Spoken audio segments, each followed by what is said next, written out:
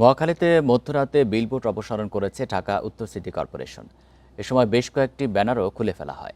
সংস্থাটি জানিয়েছে, বিধি লঙ্ঘন করে লাগানো পোস্টার ও বিলবোর্ড সহ সব ধরনের অবৈধ স্থাপনা পর্যায়ক্রমে সরিয়ে ফেলা হবে। রাত 11টার দিকে মহাখালী বাস টার্মিনালের সামনে উত্তর সিটি কর্পোরেশনের নির্বাহী ম্যাজিস্ট্রেটের নেতৃত্বে চলে অপসারণ। অভিযানে নেতৃত্ব দেন নির্বাহী ম্যাজিস্ট্রেট মারুফা বেগম নেলি।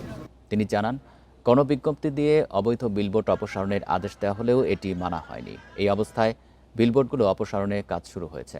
মহাখালী সহ অন্য এলাকাতেও পর্যায়ক্রমে সব অবৈধ বিলবোর্ড অপসারণ করবে বলেও জানান তিনি। গণবিজ্ঞপ্তির যে সময়টা আমরা বেঁধে দিয়েছিলাম সেই সময়টা পার হওয়ার পরেই আমরা এখন অভিযান শুরু করেছি।